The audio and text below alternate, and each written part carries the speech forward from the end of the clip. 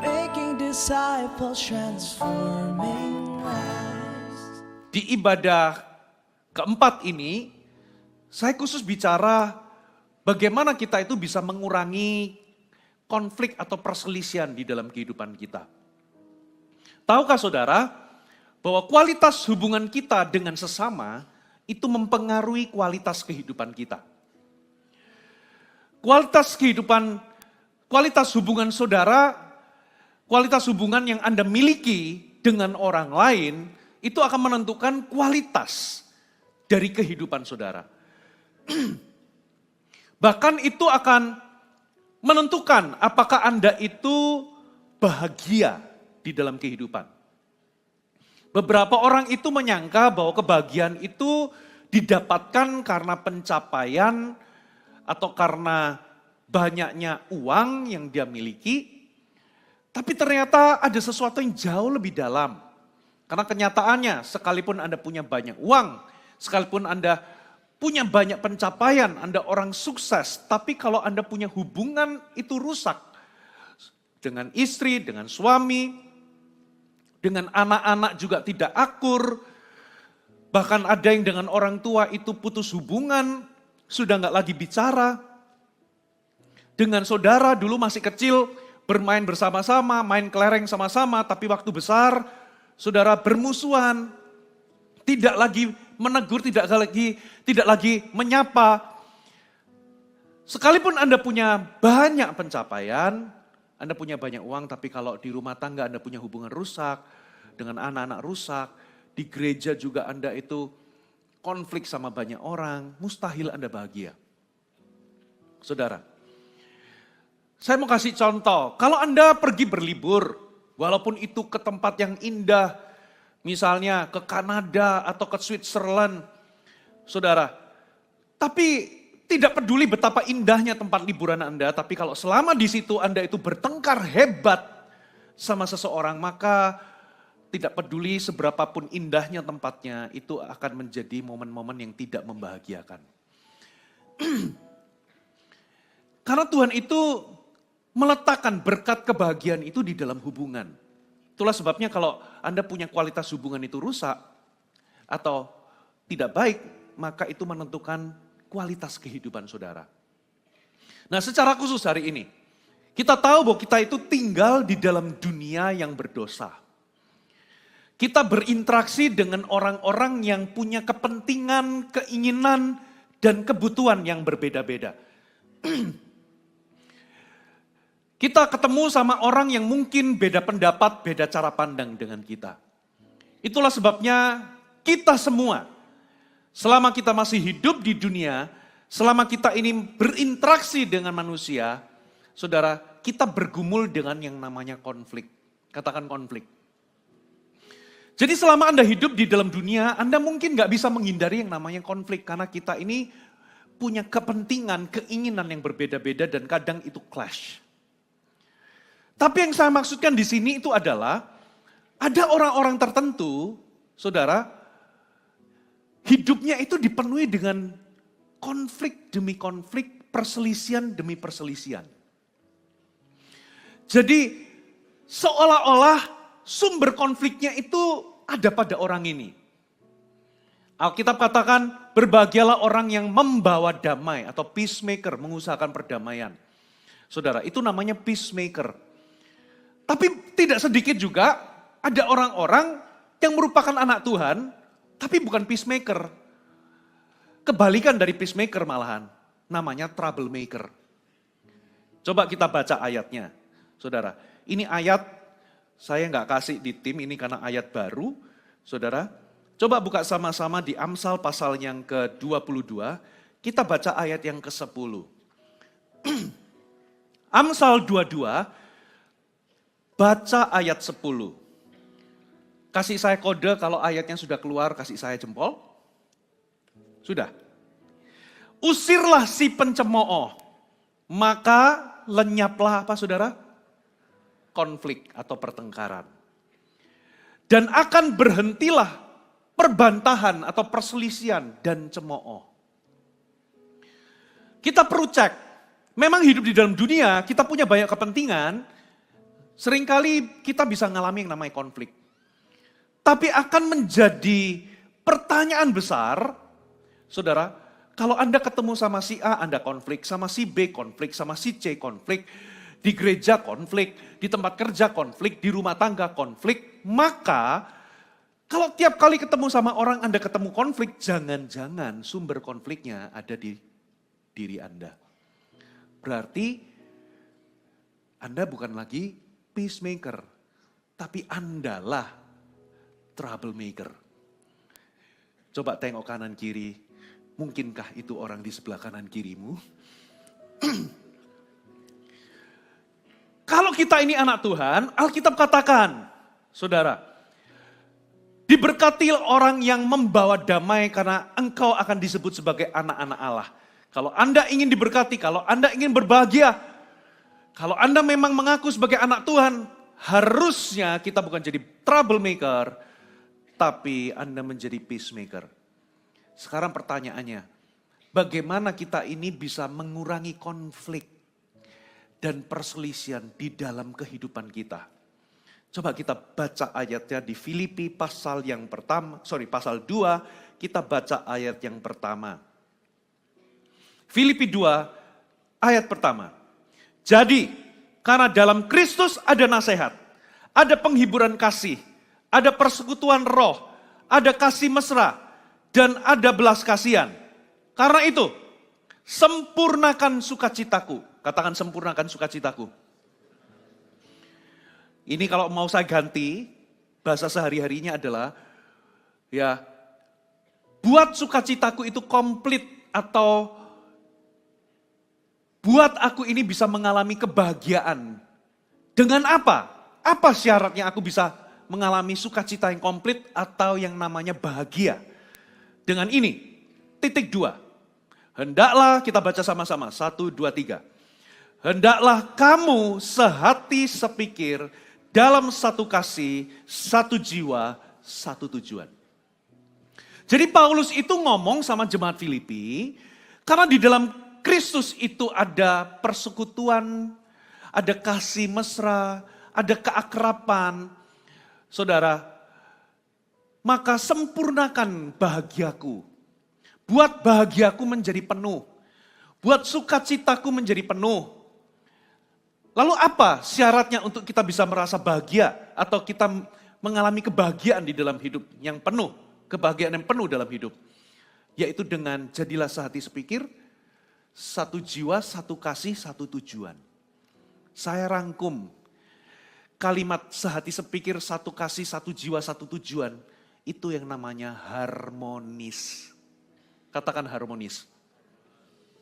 Makanya kalau Anda punya hubungan itu di rumah tangga harmonis, dengan anak-anak harmonis, dengan pasangan harmonis, di CG Anda harmonis sama orang lain, Anda itu, saudara, harmonis di tempat kerja, di kantor, yang sekolah, di sekolah, maka itu akan mempengaruhi kualitas kehidupan Anda. Anda akan mengalami yang namanya bahagia. Katakan amin. Jadi kebahagiaan itu letaknya adalah ketika Anda punya hubungan itu baik, sehat, dan harmonis dengan sesama. Nah itulah sebabnya kita hari ini bisa mengharapkan bahwa di dalam kehidupan ini kita itu bisa mengurangi konflik. Saya nggak bisa menjanjikan bahwa Anda nggak akan mengalami konflik sama sekali. Tapi kalau itu semuanya tergantung daripada Anda, usahakanlah, saudara, bukan Anda yang menciptakan konflik. Halo, amin. Dan usahakan supaya Anda itu bisa harmoni dengan orang lain. Anda bisa punya hubungan itu baik sama pasangan, sama anak-anak, sama mertua, menantu. Saudara, dengan teman-teman CG, di gereja, di tempat kerja. Kalau Anda punya hubungan itu sehat, Anda akan bahagia. Sebaliknya, saudara, kalau Anda punya hubungan itu rusak dan Anda tidak selesaikan, tidak ada pemulihan di situ, Anda biarkan, itu akan menghalangi kebahagiaan. Bapak Ibu. Nah, sekarang saya akan bagikan dengan cepat. Bagaimana bisa mengurangi konflik dengan orang lain. Bagaimana kita ini bisa punya lebih banyak harmoni di dalam hubungan-hubungan kita. Bagaimana kita bisa memiliki lebih banyak kebahagiaan di dalam hubungan-hubungan kita. Yang pertama, catat baik-baik. Ternyata ini saudara. Saudara harus belajar, kita harus belajar melepaskan ego dan gengsi. Katakan ego dan gengsi. Coba kita tadi di Filipi 2 ya, ayat 1. Sekarang kita baca ayat 2 sama ayat yang ketiga.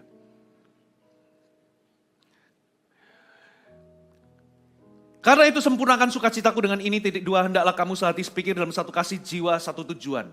Dengan sempurnakan bahagiaku dengan Anda menjadi harmoni. Lalu bagaimana caranya di ayat 3? Caranya begini, dengan tidak mencari kepentingan sendiri atau puji-pujian yang sia-sia. Sampai sini. Katakan dengan tidak mencari kepentingan sendiri. 1, 2, 3. Tidak mencari kepentingan sendiri. Dan puji-pujian yang sia-sia. Apa maksud ayat ini? Tidak mencari kepentingan diri sendiri itu, di banyak terjemahan itu artinya selfishness atau egois.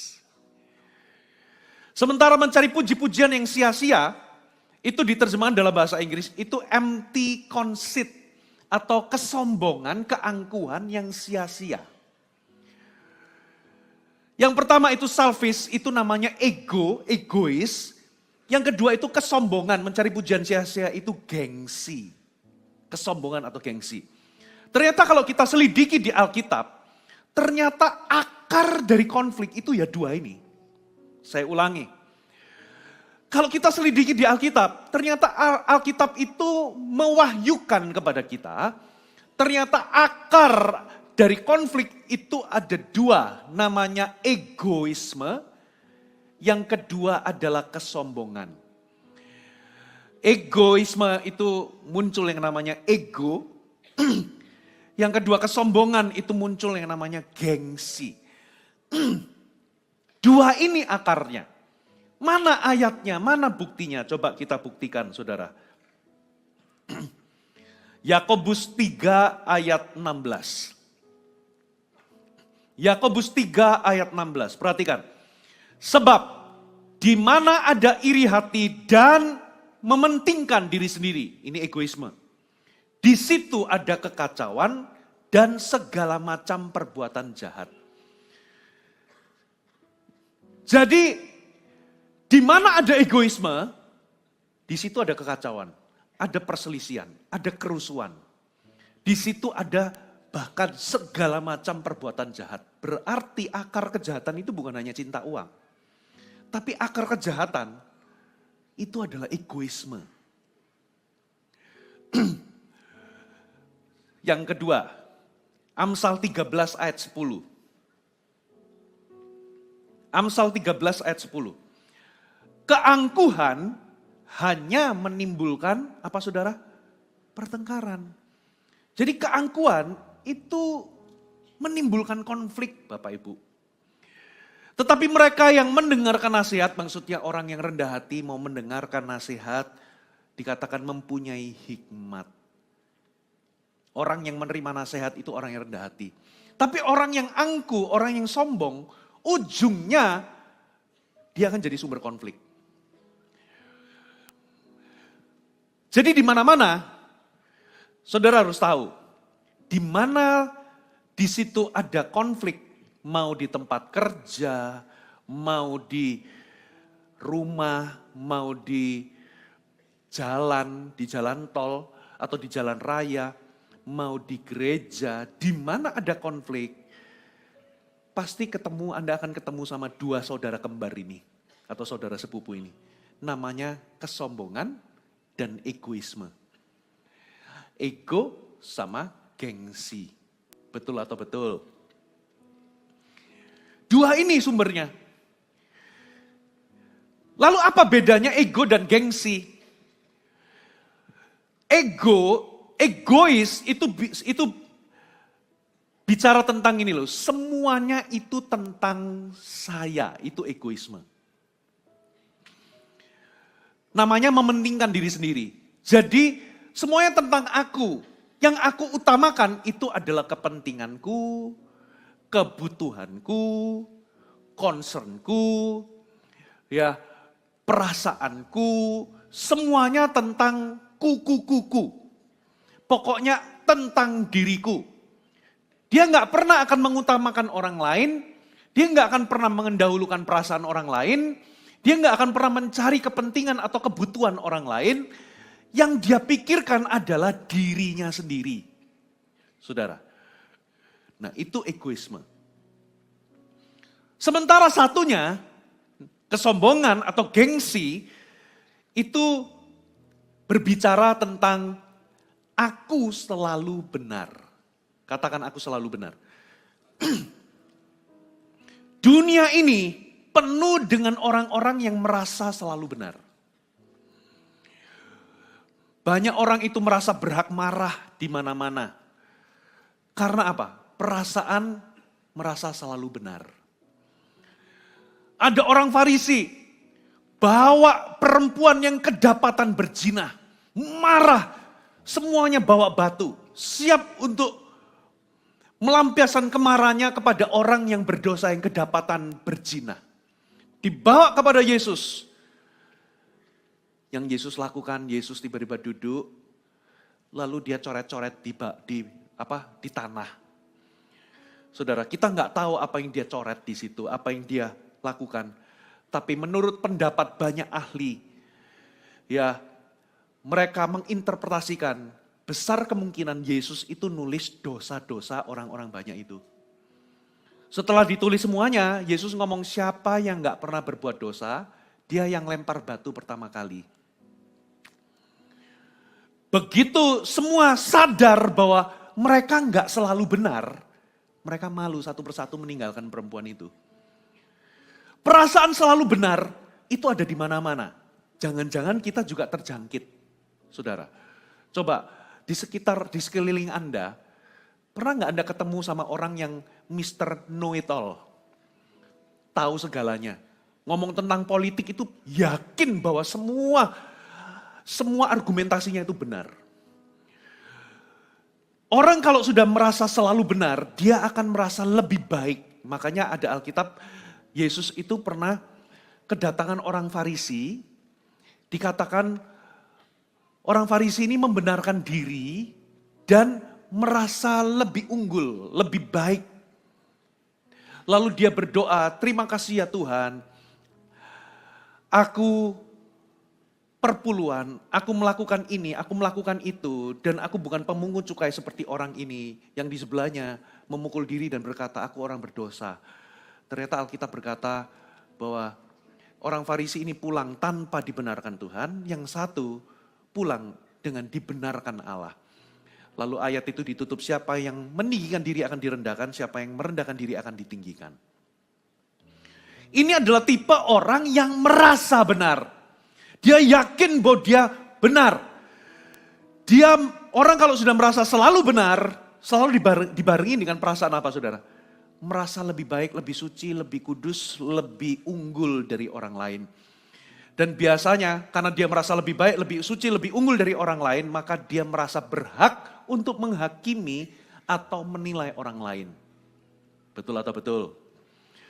Ya, kalau ada orang tanya pendapat, menurut kamu orangnya gimana si A itu? Orangnya kelihatannya baik sih, tapi dia kayaknya kurang bijaksana dalam mendidik anakmu. Kita memberikan judgement, saudara. Karena kita merasa lebih unggul, kita tahu segalanya. Nah, begitu kita merasa lebih unggul, tahu segalanya, kita akan menghakimi. Kita akan mudah marah kalau lihat ada orang yang salah. Saudara, kita jadi sombong. Disitulah muncul konflik. Orang yang egois mementingkan perasaannya, pikirannya sendiri, sudut pandangnya, kepentingannya, kebutuhannya. Saudara, biasanya orang yang egois seperti ini, manifestasi kalau dalam hubungan, itu tipenya adalah menuntut. Suami menuntut istrinya, istri menuntut suaminya, bahkan tidak sedikit yang berusaha mengubah pasangannya. Kenapa? Karena waktu Anda itu berinteraksi sama orang, saudara, waktu Anda pacaran, Anda kagum sama kualitas atau kelebihan orang tersebut. Makanya Anda mau menikah dengan orang itu. Seorang wanita kagum sama sosok pria yang tegas, jiwa kepemimpinan yang kuat. Kagum, kebapaan. Dia menikah. Setelah menikah, ternyata sisi kekuatan itu juga mengandung kelemahan. Karena dia punya jiwa kepemimpinan yang kuat, ternyata gak mau ngalah, keras. Waktu Anda ketemu itu, yang terjadi Anda kecewa. Waktu Anda kecewa, Anda frustasi. Waktu frustasi, orang yang kecewa dan frustasi, hal yang otomatis dia lakukan adalah, yang paling lumrah dia lakukan adalah, dia menuntut pasangannya berubah. Saudara, kalau sudah berupa tuntutan, itu sudah egois, saudara. Makanya beberapa orang itu, ketika dia menikah, pastilah, orang secara wajar kalau menikah, pasti kepengen bahagia, betul ya? Ingin bahagia itu lumrah, tapi ketika Anda menjadikan kebahagiaan itu sebuah tujuan, maka ini yang terjadi. Anda akan menuntut diri Anda untuk dibahagiakan. Anda pasti punya idealisme. Definisi bahagiamu itu apa? Beda-beda masing-masing orang. Dan ukuran idealisme itu Anda tuntut untuk pasangan membahagiakan Anda. Jadi yang Anda pikirkan adalah kebahagiaanmu ada. Kebahagiaanmu aja. Itu yang namanya egoisme. Egoisme gak pernah memikirkan kebahagiaan pasangan, tapi yang dia pikirkan adalah kebahagiaanku. Akhirnya menuntut, memaksa pasangan berubah, ujung-ujungnya malah gak bahagia, makin kecewa. Makanya kalau Anda gak mau kecewa, lower your expectation. Turunkan ekspektasimu. Halo, amin. Beberapa orang itu kenapa kok Anda kecewa dalam hubungan? Karena Anda punya ekspektasi ketinggian, bro. Saudara, ada istri yang kepengen suaminya itu bisa memenuhi kebutuhannya seutuhnya. Itu gak mungkin karena suamimu bukan Tuhan. Hanya Tuhan yang bisa memenuhi semua kebutuhan terdalam Anda. Ada suami yang kepengen istrinya itu ngerti jalan pikiran logikanya. Ketinggian bro ekspektasimu. Karena apa? Karena istrimu itu perempuan bukan laki-laki. Kalau istrimu itu ngerti jalan logika pikiran laki-laki, jangan-jangan istrimu laki-laki. Kadang kita punya harapan itu ekspektasi itu nggak masuk akal atau nggak realistis. Makanya Anda kecewa, Anda menuntut karena Anda egois. Anda fokus hanya kepada kebahagiaanmu. Nah, beda dengan kesombongan. Kalau kesombongan, manifestasinya bisa macam-macam. Karena dia merasa selalu benar, maka jangan harap dia akan minta maaf. Karena dia paling benar. Ya, kalau ada orang lain beda pendapat sama dia, dia pasti salah. Dia yang benar. Jangan berharap orang ini akan mengerti sudut pandang Anda. Kenapa? Karena orang sombong, dia nggak akan mau memahami orang lain. Orang kalau sudah gengsi, boro-boro, saudara, minta maaf, boro-boro mengakui kesalahan. Gak mungkin. Boro-boro, saudara, merendahkan diri untuk mengalah. Karena apa? Kesombongan, itu manifestasinya Bapak Ibu. Nah, ketika saudara itu mulai ada berpikir bahwa aku selalu benar dan semuanya tentang aku, berarti disitulah Anda memiliki yang namanya kesombongan dan egoisme.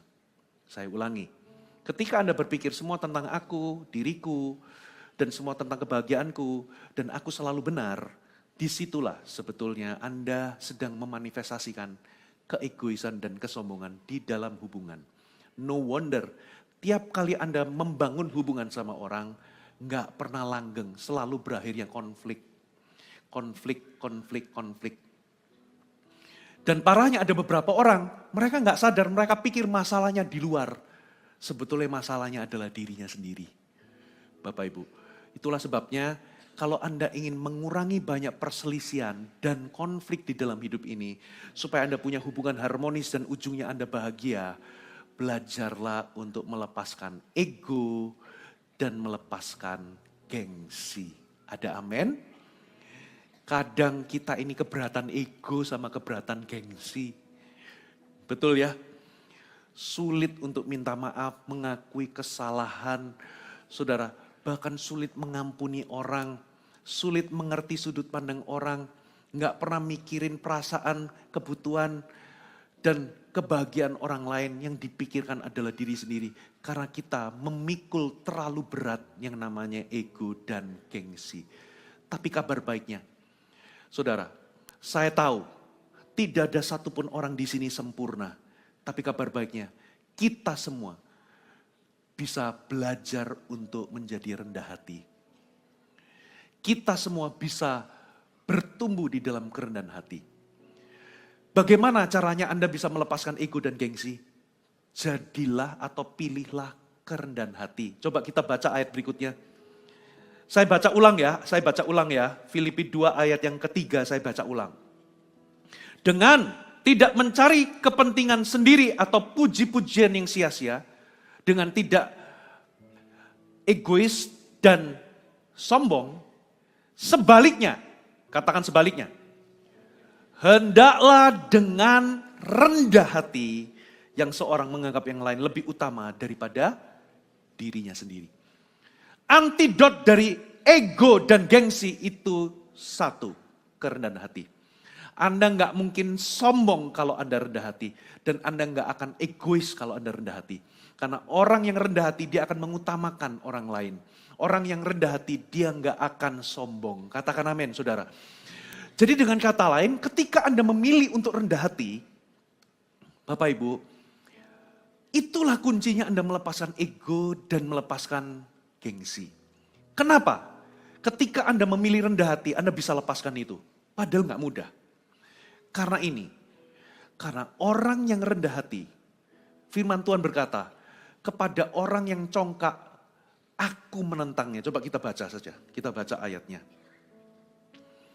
Kita baca ayatnya di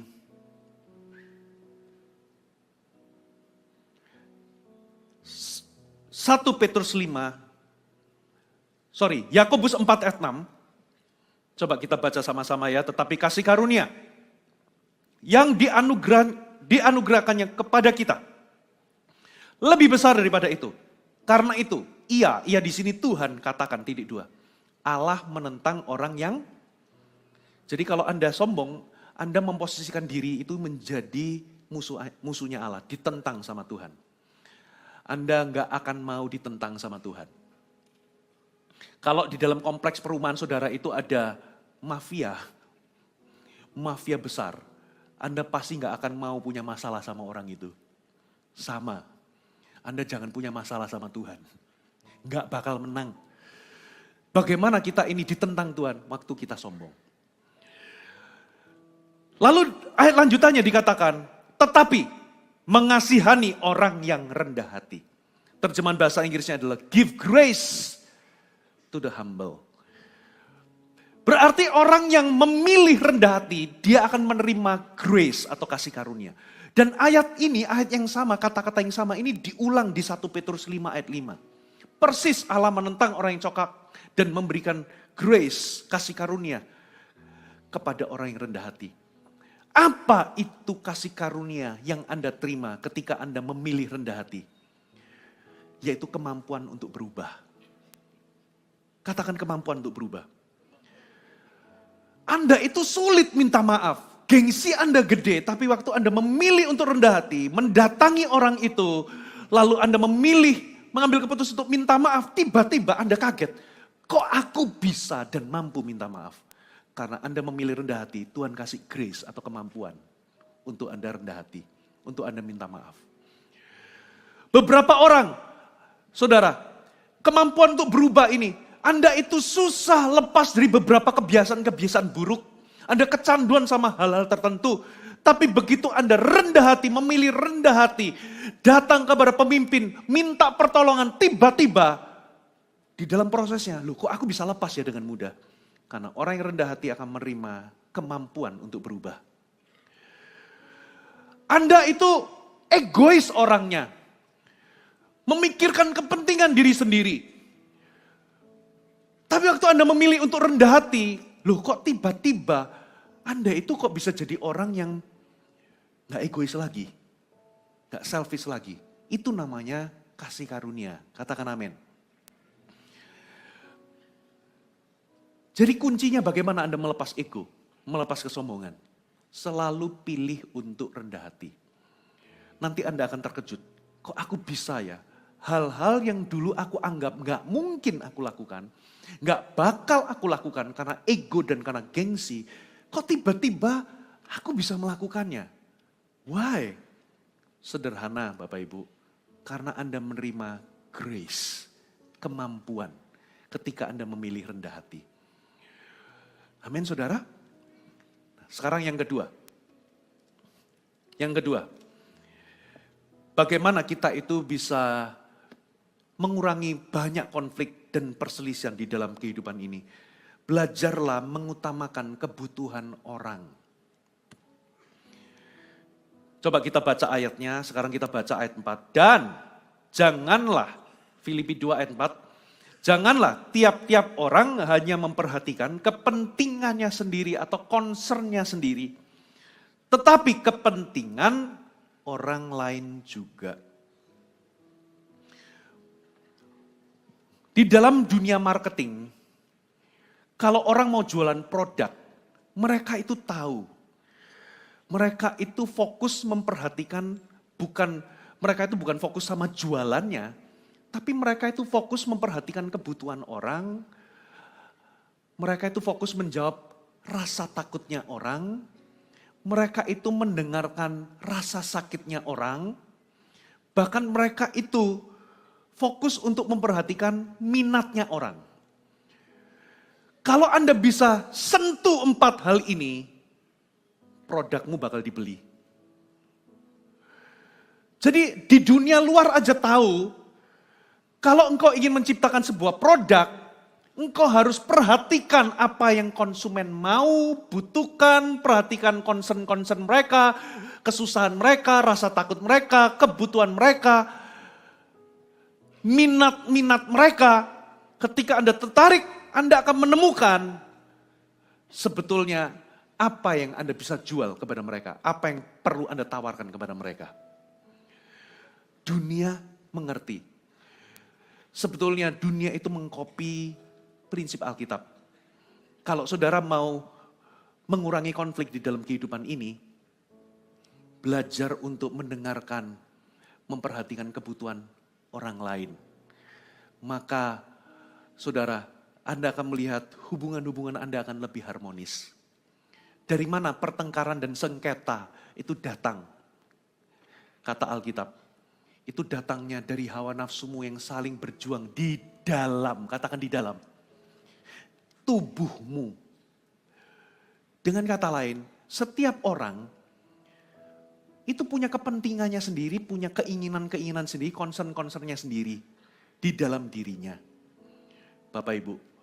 Nah, itulah sebabnya di dalam interaksi, kalau Anda itu beroperasi di dalam kebalikannya, Anda itu nggak memperhatikan keinginan-keinginan yang berjuang dalam tubuhmu, tapi Anda malah memperhatikan atau mendahulukan kebutuhan orang lain, yang terjadi nggak akan terjadi clash.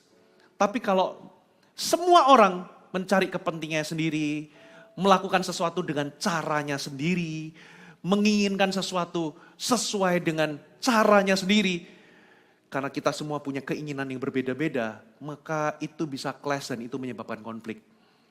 Tapi kalau Anda justru sebaliknya mendahulukan orang lain, saudara, Anda akan memiliki lebih sedikit konflik dan perselisihan di dalam kehidupan ini.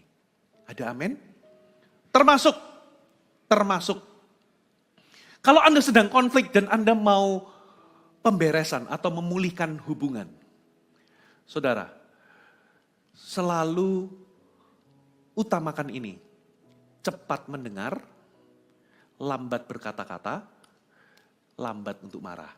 Saya ulangi, cepat mendengar, lambat berkata-kata, dan lambat untuk marah. Nah, ini sulit. Kenapa? Karena secara natural kita nggak bergerak seperti itu. Kita lebih cepat ngomong, lebih cepat marah daripada mendengar. Makanya konflik nggak pernah beres, malah lebih besar. Kita sama suami istri pertengkaran. Istri kita mencurahkan hatinya seluruhnya. Kita bukannya cepat mendengar, kita nggak memperhatikan, tapi kita sibuk menyiapkan amunisi jawaban balik, serangan balik. Betul atau betul? Yang ada, perasaan istri kita yang terluka nggak divalidasi, kita serang balik, ujung-ujungnya konflik tambah besar.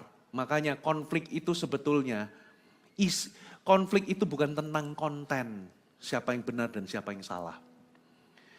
Tapi konflik itu lebih banyak tentang respon.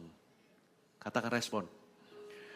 Saudara, respon-respon kita lebih cepat marah, lebih cepat ngomong daripada kita mendengarkan.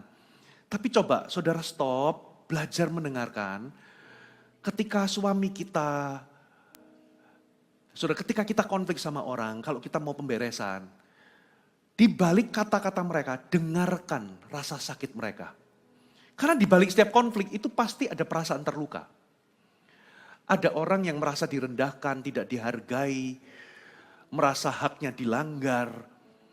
Kalau Anda bisa tangkap itu, daripada sibuk menyerang dan menyiapkan serangan balik, Anda dengarkan kebutuhannya, validasi perasaannya, saudara, maka itu akan menolong menuju jalur kepemulihan. Kalau enggak, Anda lebih cepat marah dan lebih cepat lebih cepat berkata-kata, yang terjadi malah konfliknya tambah besar. Dan itu dimulai dari Anda belajar untuk mendengar, utamakan perasaan orang lain, dengarkan rasa sakit mereka. Kadang ada hal-hal yang Anda harus bisa menangkap lebih daripada apa yang dikatakan. Rasa sakitnya orang, kebutuhannya orang. Nah, saya melatih, saya di ibadah sebelumnya, saya ngomong, saudara, kami melatih dari awal-awal pernikahan, enggak semuanya mulus, kami juga pernah gagal, tapi kami janjian kalau kita itu misalnya lagi merasa dilukai, kita itu belajar untuk mengungkapkannya secara verbal dengan kalimat pasif.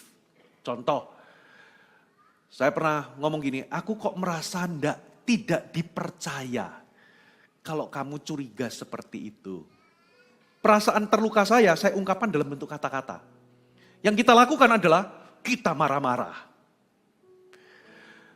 Saya merasa kok tidak dihargai kalau kamu ambil keputusan di luar pertimbanganku sebagai suami. Harus diungkapkan apa perasaan terluka yang muncul. Nggak dihargaikah? Nggak dihormatikah? Istri juga harus belajar ungkapkan itu karena kita kaum suami-suami ini alirannya bukan aliran kebatinan. Saudara, satu kali istri saya di mobil, itu kayaknya satenya enak. Iya kayaknya enak, tapi saya lempeng. Salah saudara.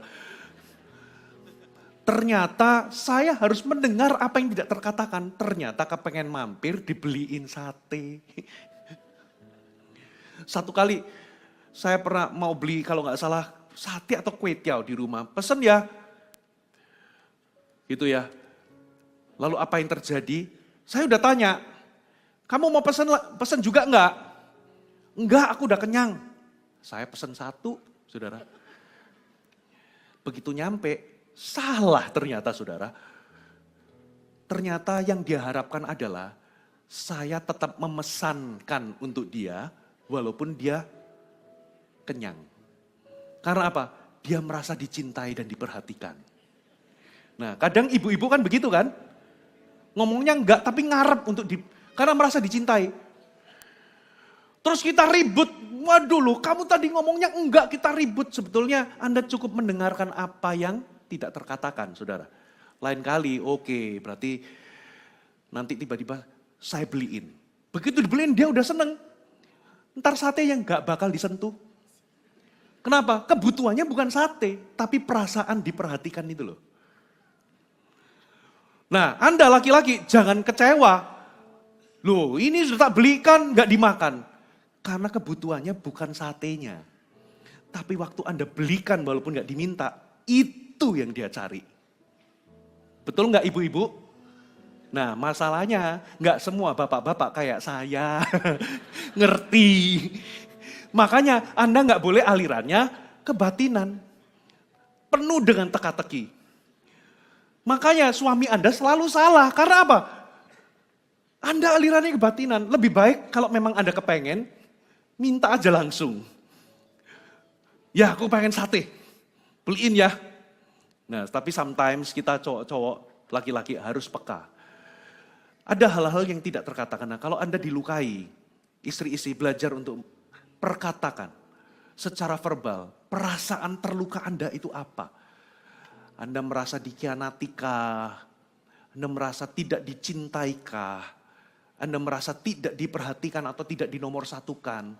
Karena istri itu kepengen dinomorsatukan. Makanya tiap kali Anda pergi tenis, kok selalu pas mau pergi tenis, Anda diajak belanja.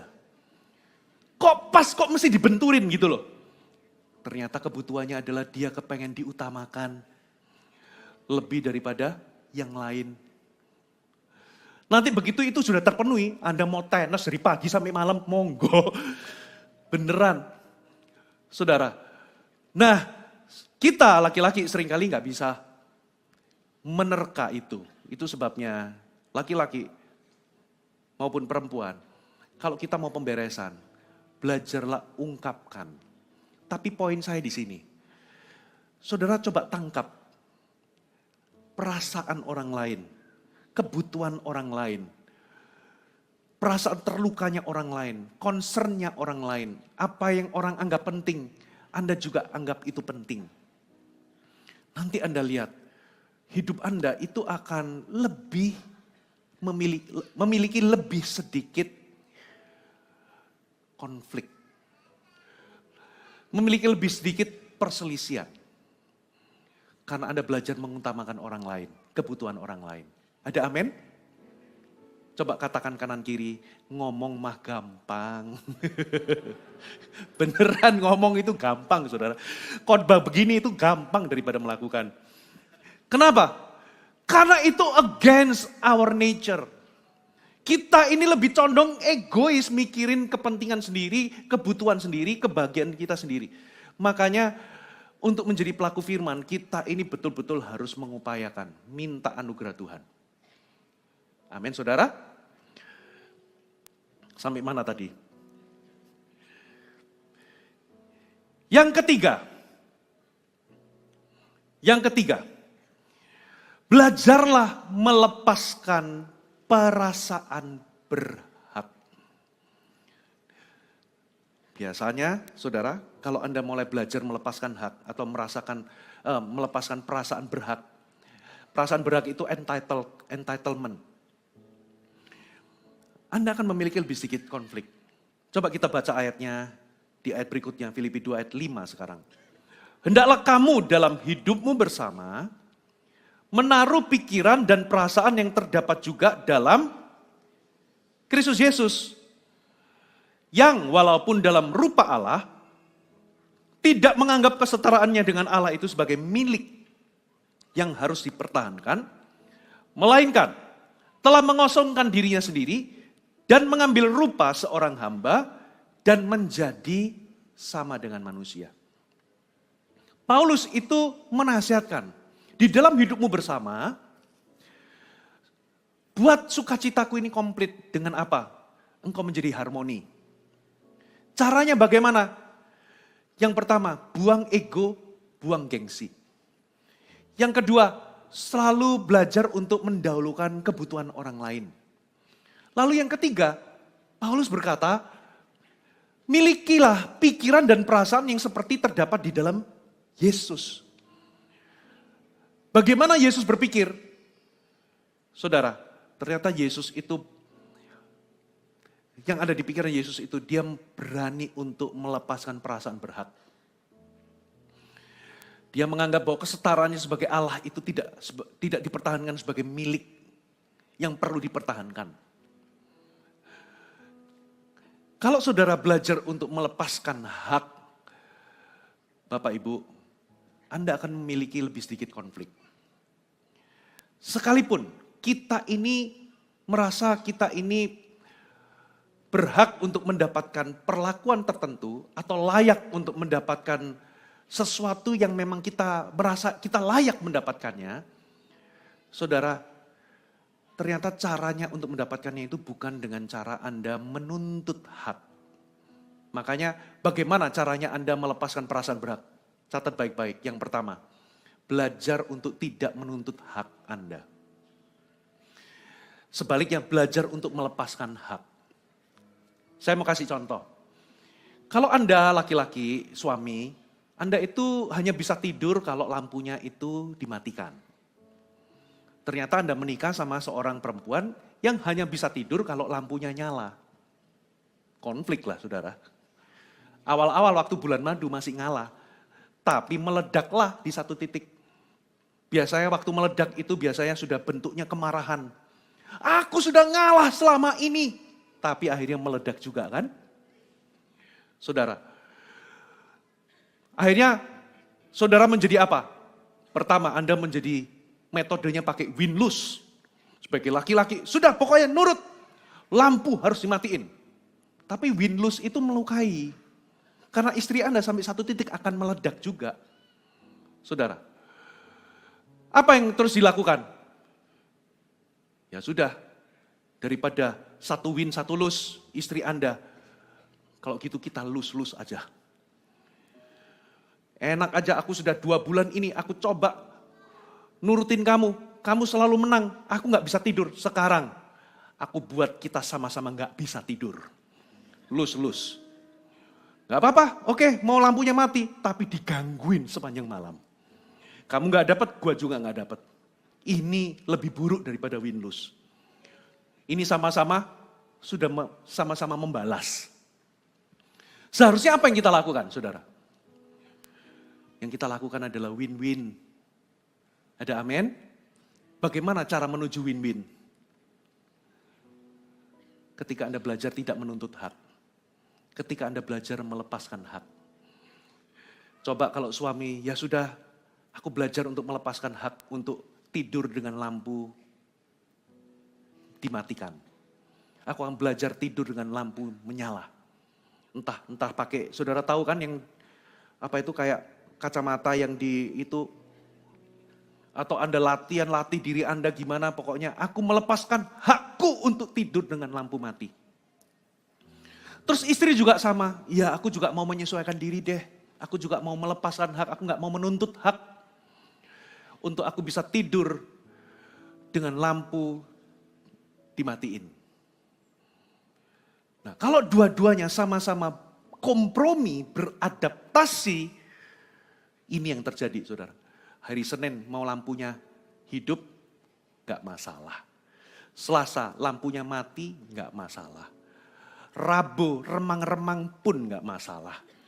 Pakai lampu disko pun atau lampu strobo pun, saudara berdua tetap tidur nyenyak. Kenapa? Anda sudah belajar melepas hak. Ada amin? Nah, belajar untuk tidak menuntut hak.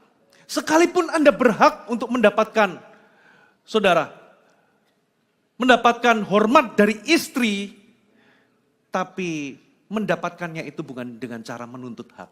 Karena ketika Anda menuntut, justru reaksi sebaliknya yang akan Anda terima. Begitu pula, kalau Anda ingin dicintai oleh suami, karena kebutuhan istri kan dikasihi. Kebutuhan suami kan istri tunduk, menghormati suami. Kalau Anda ingin istri Anda itu mengasihi saudara, Anda tidak mendapatkannya dengan cara menuntut sekalipun Anda berhak. Karena sekali Anda menuntut, justru reaksi sebaliknya yang Anda temukan. Saudara, Caranya bagaimana? Caranya dengan Anda, saudara, bersikap baik. Sekalipun Anda merasa punya hak untuk marah, punya hak untuk menuntut, Anda tidak pakai tuntutan, Anda tidak pakai marah-marah, tapi Anda bersikap dengan baik. Kalau Anda bersikap baik, Alkitab katakan, jawaban yang lemah lembut itu lebih persuasif, lebih meyakinkan daripada jawaban perkataan yang kasar. Justru orang yang merasa Anda perlakukan dengan baik, itu akan merasa bahagia, dan orang yang merasa bahagia itu akan menunjukkan perubahan.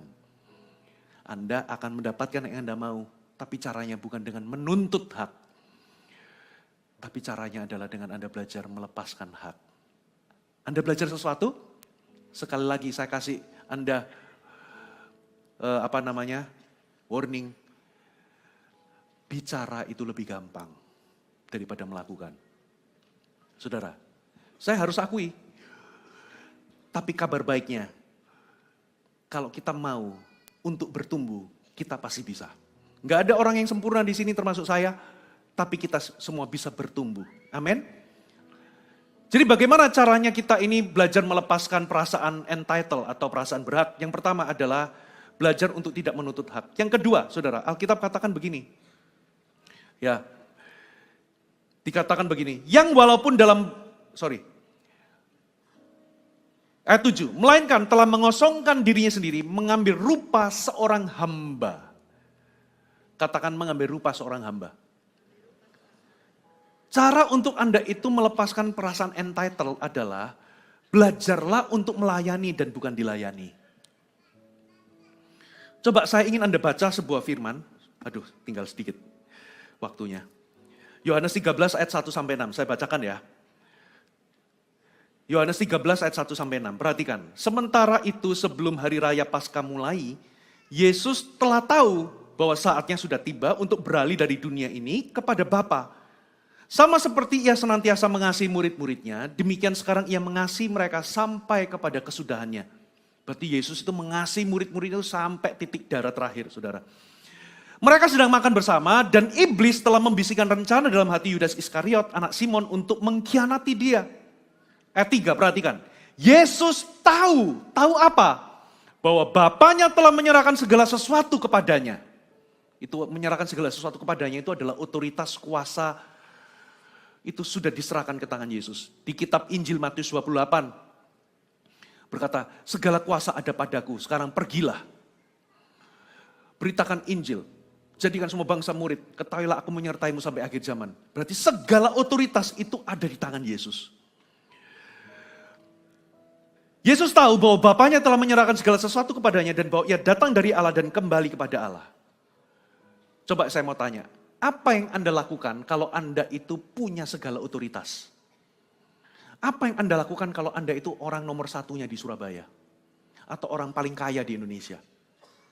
Apa yang Anda lakukan? Yang Anda lakukan adalah, Anda pasti menggunakan otoritas atau kuasa atau segala yang Anda lakukan itu, Anda punya itu, untuk mencari pelayanan, untuk kepentingan Anda sendiri, Anda akan otomatis tendensinya kalau Anda punya otoritas, Anda gunakan otoritas itu untuk kenyamanan Anda. Anda akan ingin dilayani. Anda akan mempertahankan status hak saudara. Anda akan jaga status itu. Itulah yang orang lakukan kalau punya kuasa. Tapi Yesus, setelah dia tahu bahwa segalanya itu di tangannya dia, Bapa itu menyerahkan, ayat 4 dikatakan, lalu bangunlah Yesus, menanggalkan jubahnya, mengambil sehelai kain lenan, mengikatnya pada pinggangnya, kemudian menuangkan air ke dalam sebuah basi, membasuh kaki murid-muridnya, menyekanya dengan kain yang terikat pada pinggangnya itu. Maka sampailah ia kepada Simon Petrus, kata Petrus kepadanya, Petrus heran, Tuhan, engkau hendak membasuh kakiku. Ini di luar ini bertentangan dengan paradigmanya Petrus. Kenapa? Harusnya Mesias atau Raja yang dinanti-nanti itu datang dengan gagah berani melepaskan mereka dari penjajahan bangsa Roma.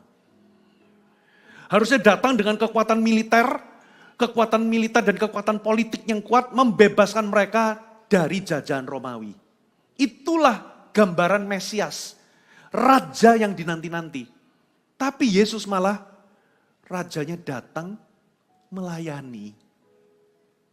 Bukannya memerintah dengan gagah perkasa, tapi Yesus malah datang sebagai sosok mengambil rupa seorang hamba, membasuh kaki murid-muridnya. Itu adalah pekerjaan dilakukan hanya oleh para budak. Makanya ini bertentangan dengan benaknya Petrus.